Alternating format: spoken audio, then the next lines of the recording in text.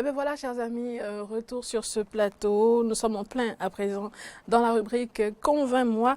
Aujourd'hui, nous parlons du quid, de la qualité de l'enseignement au Bénin. Autrefois surnommé quartier latin de l'Afrique pour la qualité de son enseignement, le Bénin, depuis plusieurs années, présente une physionomie peu reluisante en matière d'éducation et d'enseignement du cycle primaire à l'université. Les décideurs politiques sont peut-être conscients de cette situation, mais le label d'excellence persiste toujours au sein de la société civile béninoise. Les taux de scolarisation parmi les plus élevés en Afrique sont là pour affermir cette impression. Or, cet état d'autosatisfaction, surtout parmi les élites, n'est pas de nature à susciter une demande politique forte pour des réformes en profondeur du système éducatif béninois.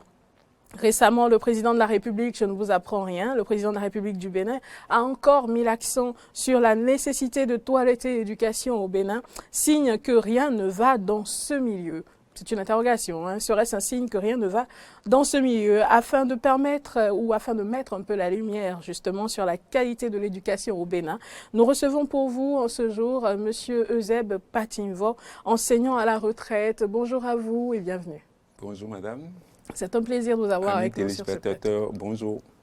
C'est un réel plaisir de vous avoir avec nous sur ce plateau. Oui, tout le plaisir pour moi. Vous avez souhaité qu'on démarre par une prière. Oui. Je voudrais invoquer la charité de l'Esprit Saint pour purifier nos cœurs, le visage et le cœur des amis téléspectateurs, pour que Dieu nous donne chaque jour la force nécessaire de porter notre croix, que sont les enfants. Ces enfants à qui l'on refuse l'éducation, la vie parfois, et nous demandons à Marie, aurore du monde et de la vie, mère des vivants, de nous permettre de leur confier cette cause de ces enfants-là. Nous allons parler d'eux.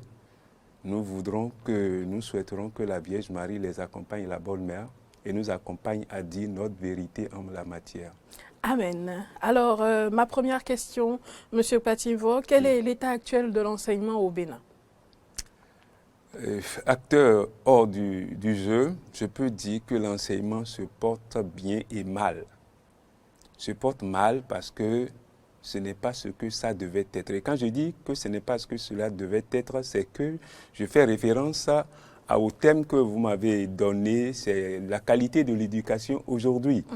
Alors, en matière de qualité d'éducation aujourd'hui, c'est qu'il y a une référence, c'est qu'il y avait eu éducation. Et s'il y avait eu éducation, il y avait eu des corollaires qui nous ont amenés à qualifier, à voir que c'était bon. La qualité, c'est ce qui est bon, ce qui est compétent, utilisable, smart. Mais aujourd'hui, nous voyons qu'il y a des facteurs. Et je voudrais, compte tenu du temps que nous avons, m'attaquer à deux facteurs. Le facteur étatique et le facteur parent. Alors, nous avons des parents qui ont pratiquement démissionné. Le constat est amer. Alors, par rapport aux parents qui ont démissionné, je voudrais dire ceci. Les parents aujourd'hui ne s'occupent plus correctement des enfants. Et le psychologue a beaucoup travaillé là-dessus. Alors, je voudrais ici, si vous me le permettez, souligner 8 points, 8 raisons pour lesquelles les parents sont responsables de la délinquance des enfants et de l'éducation qu'on les donne. Alors, je dis un père qui donne à son fils tout ce qu'il demande, l'enfant grandira en pensant qu'il a droit à tout ce qu'il veut. Tout m'est possible, mais tout ne m'est pas permis. 2. Le père qui rit quand son fils prononce des malédictions, des choses mal dites, l'enfant grandira en pensant que le manque de respect est normal et amusant, et il va en abuser parfois. 3. Père qui donne, qui ne réprimande pas la mauvaise conduite, la mauvaise parole, la mauvaise pratique de son enfant, l'enfant grandira en pensant qu'il n'y a pas de règles dans la société, alors qu'il y en a plein. Le père qui nettoie le désordre de son fils, c'est-à-dire il couvre son enfant, l'enfant grandira en pensant que les autres peuvent assumer leurs responsabilités. Parce que les siennes, ils ne les assument pas, parce qu'on a toujours blanchi ce qu'il a fait de mal. 5. Les parents qui arrêtent de regarder la télévision pendant que l'enfant crie qu'il va changer la chaîne. Vous grandirez, et il va penser que tout lui est permis. Et il grandira, et il n'y a pas de différence entre adulte et enfant. Ensuite, les parents qui laissent leurs enfants écouter la musique, qui vulgarisent la femme, qui vulgarisent l'être cher, encouragent le sexe sans compromis ni violence. Nous sommes dans la mouvance du harcèlement sexuel, c'est pourquoi j'en parle. L'enfant n'aura même pas besoin de ce que, plus tard, il va se contrôler et aura la maîtrise du sexe, ce qui détruit aussi l'éducation, un des facteurs. Certes, les parents qui donnent de l'argent à leurs enfants quand ils le souhaitent, ils grandiront en pensant que l'argent est facile à trouver et n'hésiteront pas à voler, à cambrioler lorsqu'ils ne peuvent pas l'obtenir des parents. 8. Les parents qui ont toujours en faveur de leurs enfants, qu'ils ont raison ou non. Vous voyez, ces enfants, vous grandirez en croyant que les autres les persécutent quand ils seront face à des difficultés. Ainsi, dit la Bible dans Proverbe 22, 6, « Apprenez à l'enfant le chemin à suivre, et même lorsqu'il sera plus âgé, il n'en se gâtera pas, et il sera un bon parent. » Reprimandons-les, répondons-les, dialoguons avec eux et montrons-leur le bon chemin. C'est ce que je voudrais dire par rapport à la psychologie, ou ce que les psychologues ont recensé pour que l'éducation soit de qualité. Tout à l'heure, vous avez fait mention du fait que les parents seraient démissionnaires de nos jours. Alors, qu'est-ce qui explique cet état de choses? Les parents sont démissionnaires parce que nous cherchons de l'argent. Pourquoi? Pour éduquer les enfants.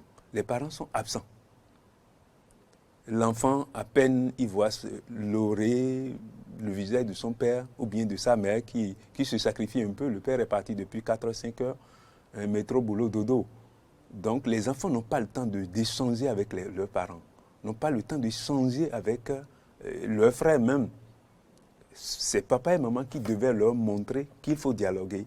Ils n'ont pas le temps d'échanger avec eux, ni pour l'éducation de la maison, ni pour l'éducation formelle que donne l'école dans ses dimensions primaires, maternelles, primaires, secondaires et choses là, et universitaires.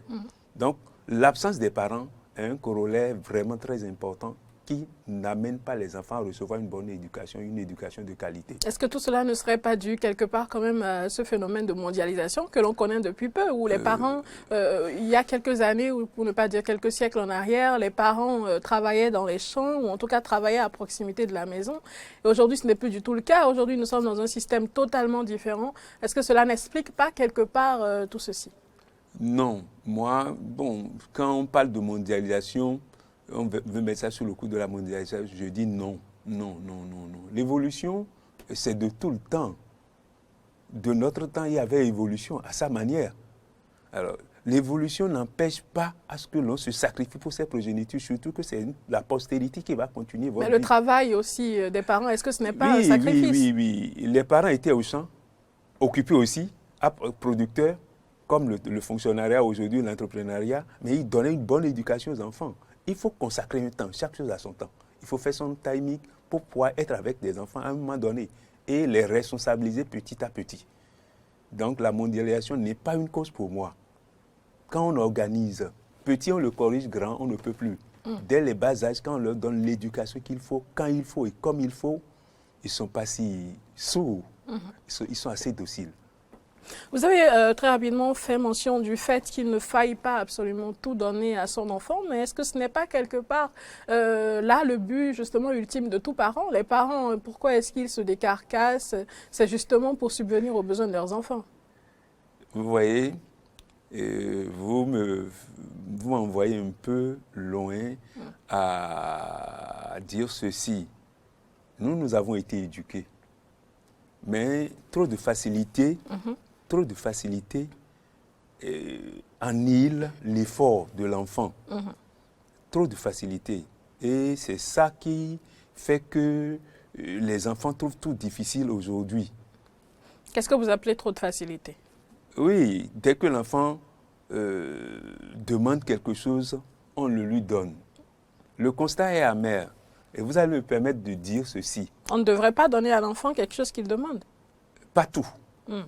Pas tout à la fois.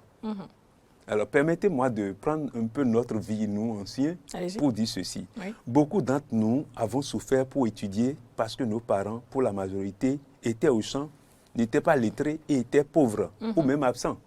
et ont perdu leur vie dans les guerres, ainsi de suite. Nous faisons des kilomètres à pied pour nous rendre à l'école, des fois affamés. Nous faisons des travaux domestiques avec plaisir et nos devoirs seuls. Aujourd'hui, il faut demander le maître d'études ou le maître de la classe pour aider l'enfant.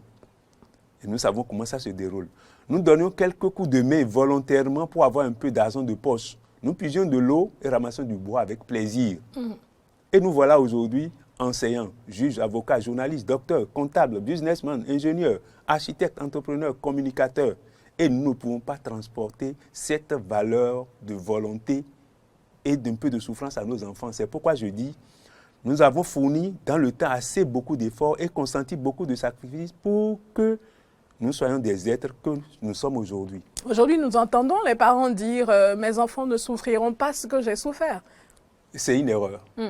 C'est une erreur. J'avais parlé tout à l'heure à l'entame de la croix.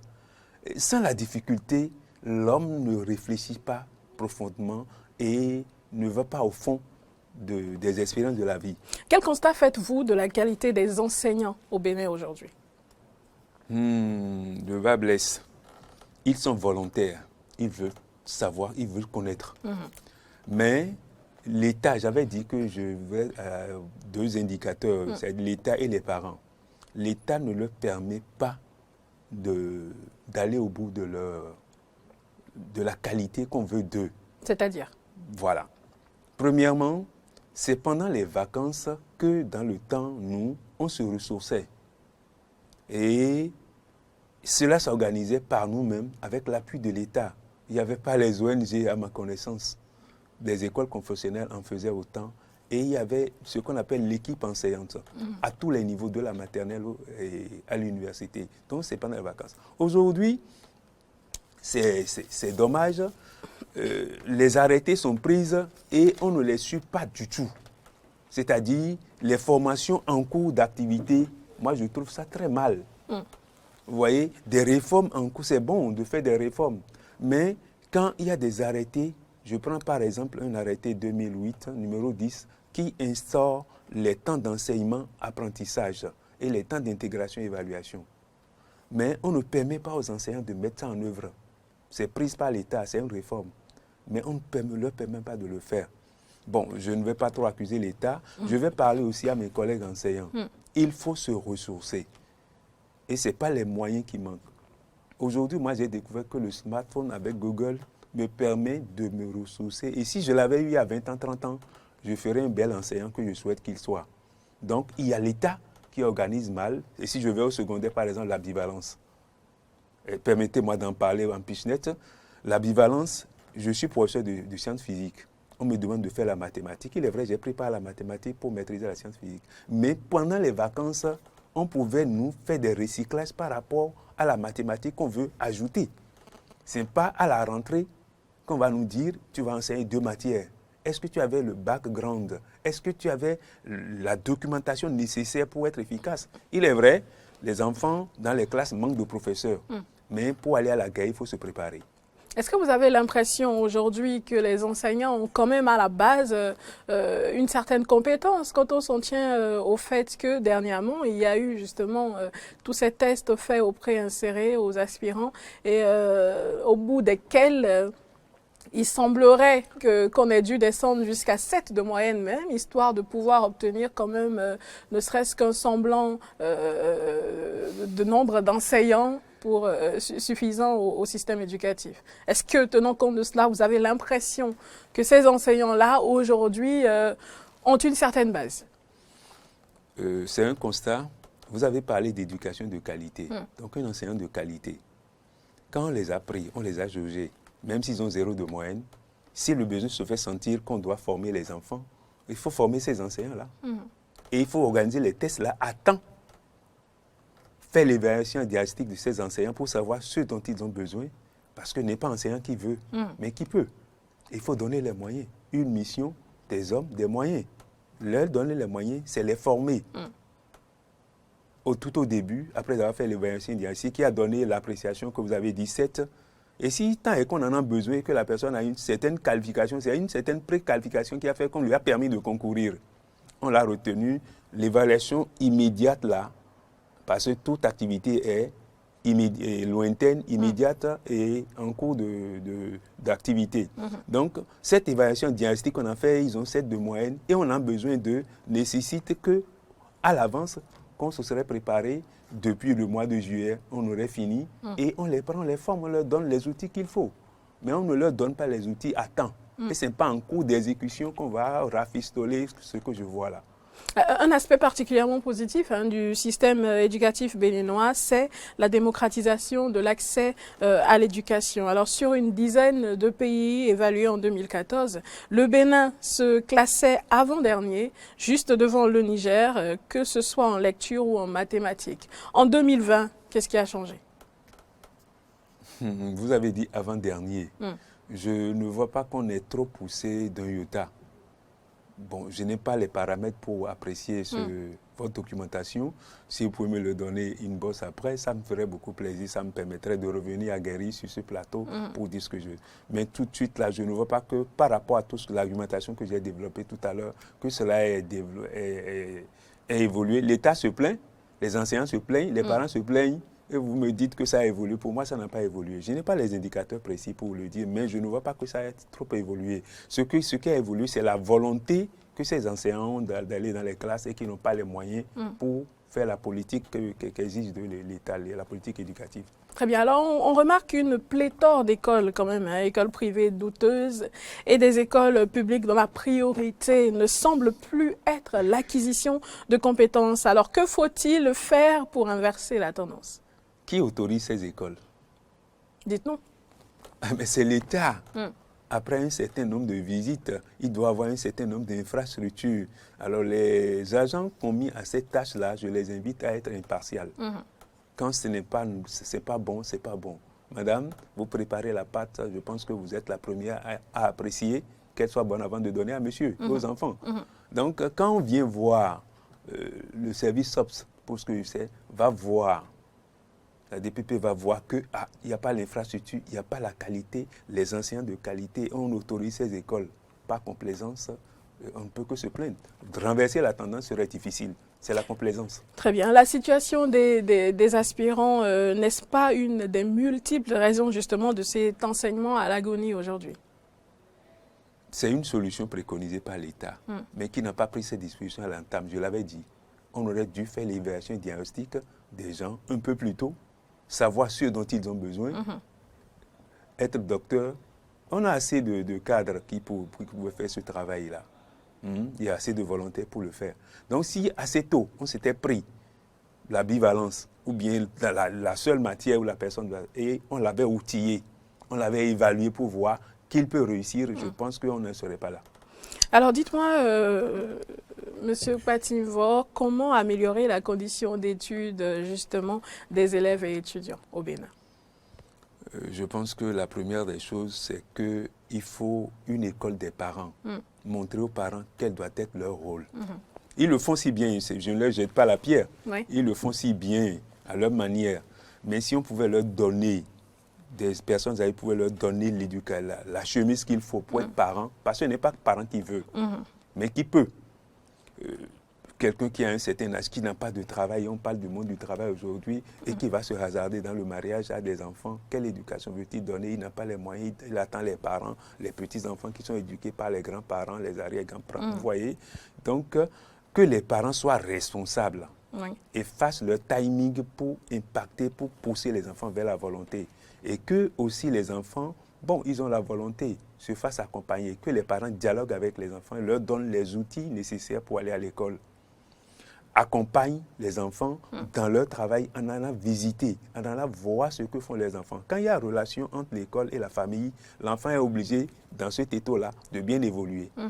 Bon, je veux dire aussi que l'État prenne les enseignants dans des évaluations diagnostiques permanentes pour voir leurs besoins. Je pense qu'assez tôt, on va régler le problème de l'éducation. On va commencer. Et je pense que, comme vous l'avez dit, la statistique, la tendance, on ne sera plus avant-dernier.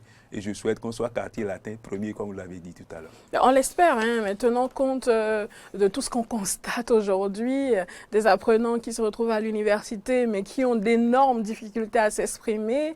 Si on s'en tient aux déclarations du chef de l'État, il y a lieu de se poser mille et une questions. Et mieux, quand on tient compte du pourcentage, justement, ou du moins de la moyenne jusqu'à laquelle il a fallu descendre pour avoir ne serait-ce que minimum d'enseignants pour ces différents établissements, on a d'autant plus peur. Mais malheureusement, nous sommes à la fin de cet entretien. Il faudra absolument qu'on vous ramène sur ce même plateau, histoire d'en discuter, parce que cette question est assez complexe et sensible, justement, parlant de la qualité de l'éducation, la qualité de l'enseignement au Bénin. C'est une question de tout temps, je dirais, et malheureusement, ces derniers jours, cela fait peur. Non, moi je pense que pour finir, je dirais que dans le temps, il y avait les bibliothèques. Elles existent toujours quand même, les bibliothèques. Non. Bon, vous allez me dire qu'il y a des bibliothèques numériques, mais il faut envoyer les enfants vers et leur donner le goût de la lecture.